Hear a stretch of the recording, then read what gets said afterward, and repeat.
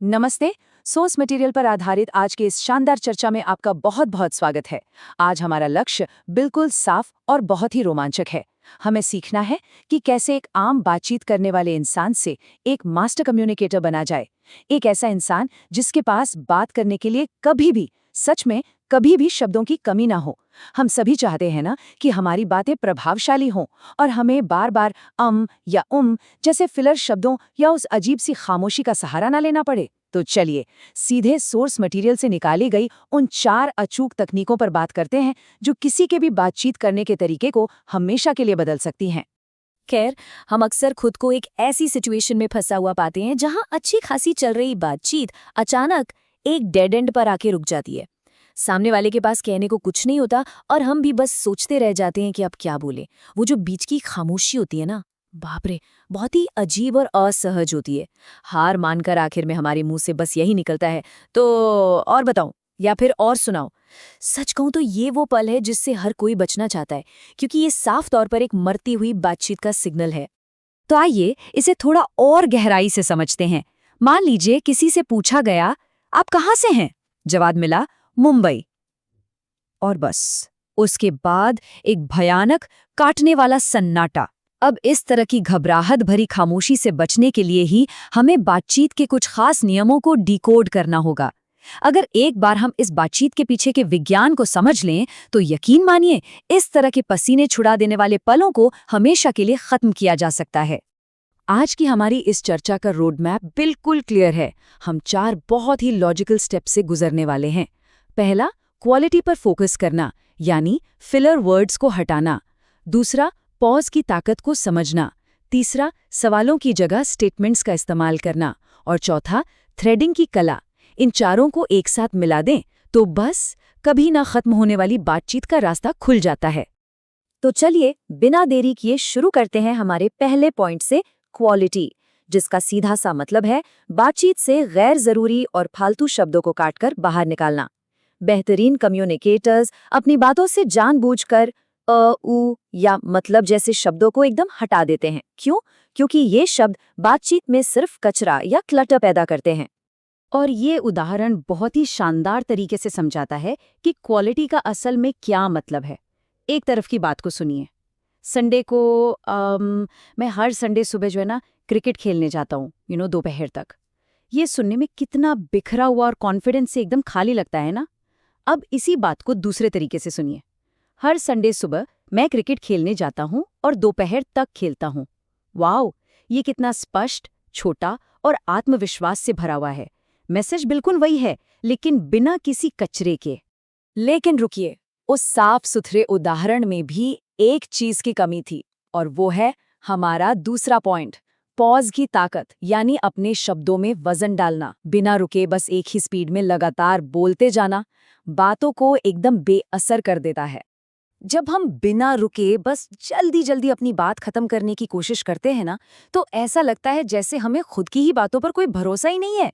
लेकिन जब वाक्यों के बीच में एक छोटा सा सोचा समझा पॉज लिया जाता है ना, तो ये सीधे तौर पर बातों में एक वजन, एक दम पैदा कर देता है। सही जगहों पर रुकना ये दिखाता है कि बोलने वाला इंसान अंदर से शांत है और उसकी हर एक बात बहुत मायने रखती है। अब आते हैं हमारे तीसरे नियम पर, जो है सवालों की जगह स्टेटमेंट्स का इस्तेमाल करना, यानी उस बोरिंग इंटरव्यू वाले तरीके से बचना। अक्सर ऐसा होता है कि बात आगे बढ़ाने के लिए लोग लगातार सवाल दागने लगते हैं। आप क्या करते हैं? कहाँ रहते हैं? इससे सामने वाले को ऐसा लगने लगता है जैसे उसका कोई इंटरव्यू लिया जा रहा हो, जो कि बहुत थका देने वाला होता है। इस थकाऊ इंटरव्यू से बचने का सबसे बेहतरीन तरीका है स्टेटमेंट्स का इस्तेमाल करना। इसमें जो पहली तकनीक है उसे कोल्ड रीड स्टेटमेंट्स कहते हैं। इसका सीधा सा मतलब है किसी इंसान को ध्यान से ऑब्जर्व करना, उनके बारे में एक स्मार्ट सा अंदाजा लगाना और फिर उसे एक स्टेटमेंट की तरह उनके सामने रख देना। इस तकनीक का असली जादू ये है कि अगर वो अंदाजा गलत भी हुआ ना, तो सामने वाला खुशी खुशी उसे सही करेगा, और अगर अंदाजा सही निकल गया तब तो दोनों के बीच तुरंत एक बहुत ही मजबूत और जादुई कनेक्शन बन जाता है। जरा एक बोरिंग सवाल और एक बेहतरीन स्टेटमेंट के बीच का फर्क देखिए। आपकी हॉबीज क्या है? सच कहूं तो ये एक बहुत ही घिसा पिटा और उबाऊ सवाल है, लेकिन इसकी जगह अगर ऐसा कहा जाए, आप काफी दिलचस्प इंसान लगते हैं, मैं शर्त लगा सकता हूं कि आपकी हॉबीज भी काफी दिलचस्प होंगी। ये कोल्ड रीड स्टेटमेंट सामने वाले को सोचने पर मजबूर कर देता है और एक बहुत ही गहरी और मज़ेदार बातचीत की शुरुआत करता है। इस सोर्स मटेरियल में एक बहुत ही मज़ेदार बात भी बताई गई है कि कैसे जो नकली ज्योतिषी या जादूगर होते हैं ना, वो भी इसी कोल्ड रीड ट्रिक का इस्तेमाल करते हैं। वो बस हाथ देखकर हवा में एक तीर छोड़ते हैं, बेटा तुम्हें जल्दी गुस्सा आता है और तुम्हारी दो गर्लफ्रेंड्स हैं। अब भले ही दो ना हो, फिर भी इंसान को लगता है कि हाँ यार, एक तो ये है और एक वो है, बाबा तो बहुत पहुंचे हुए हैं। ये मज़ेदार उदाहरण दिखाता है कि लोग इस तरह के अंदाजों पर कितनी जल्दी रिएक्ट करते हैं। बस हमें इस ट्रिक का इस्तेमाल किसी को ठगने के लिए नहीं, बल्कि एक अच्छे और सच्चे कनेक्शन के लिए करना है। स्टेटमेंट्स की दूसरी तकनीक है स्टोरी स्टेटमेंट्स। जब हम किसी से सीधा सीधा सवाल पूछने के बजाय अपनी जिंदगी का कोई छोटा सा, थोड़ा पर्सनल किस्सा शेयर करते हैं, तो ये सामने वाले को बहुत ही नेचुरल तरीके से खुलने का मौका देता है। अपनी खुद की कहानी सुनाकर हम असल में सामने वाले को भी अपनी कहानी सुनाने के लिए इनवाइट कर रहे होते हैं, वो भी बिना कोई दबाव डाले। उदाहरण के लिए, मान लीजिए अगर हमें ये जानना हो कि किसी को किस बात से डर लगता है, तो सीधा आपको किससे डर लगता है पूछने के बजाय जरा इस स्टोरी स्टेटमेंट को सुनिए। बचपन में मुझे अंधेरे से बहुत डर लगता था और मैं भूतों से बचने के लिए खुद को ब्लैंकेट में छुपा लेता था। जैसे ही सामने वाला ये कहानी सुनता है, उसके दिमाग में बचपन, डर, अंधेरा और भूत जैसे कई टॉपिक्स घूमने लगते हैं और वो खुद ब खुद अपने अनुभव साझा करने लग जाते हैं। चलिए, अब हम आज की चर्चा की सबसे शक्तिशाली और आखिरी तकनीक पर आते हैं। नंबर 4, थ्रेडिंग की कला। ये वो जादुई टूल है जो इस बात की पक्की गारंटी देता है कि बातचीत कभी किसी भी हाल में रुकेगी नहीं। कन्वर्सेशन थ्रेडिंग को हम 3 बहुत ही आसान और काम के स्टेप्स में बांट सकते हैं। पहला कदम, सामने वाला जो भी कह रहा है उसे पूरी एकाग्रता के साथ सुने। दूसरा कदम, उनके उस छोटे से वाक्य में छिपे हुए अलग अलग टॉपिक्स या जिन्हें हम थ्रेड्स कह सकते हैं, उन्हें पहचानें। और तीसरा कदम, उन कई सारे टॉपिक्स में से किसी एक को चुनें और बस उस धागे को पकड़कर बातचीत को आगे बढ़ा लें। तो सबसे क्रूशल पॉइंट ये है कि हम खुद अपनी बातचीत में धागे या थ्रेड्स कैसे देते हैं। एक जवाब देखिए, मैं मुंबई से हूँ। ये एक डेड एंड है, यहीं पर बात एकदम खत्म हो जाती है। अब जरा इस दूसरे जवाब को सुनिए, मैं मुंबई से हूँ, लेकिन मुझे छोटे शहर पसंद है क्योंकि मुझे भीड़ भाड़ बिल्कुल अच्छी नहीं लगती। आप देख रहे हैं, ये जवाब सिर्फ एक बेसिक इन्फॉर्मेशन नहीं है, बल्कि ये सामने वाले को बात आगे बढ़ाने के लिए कई सारे धागे दे रहा है।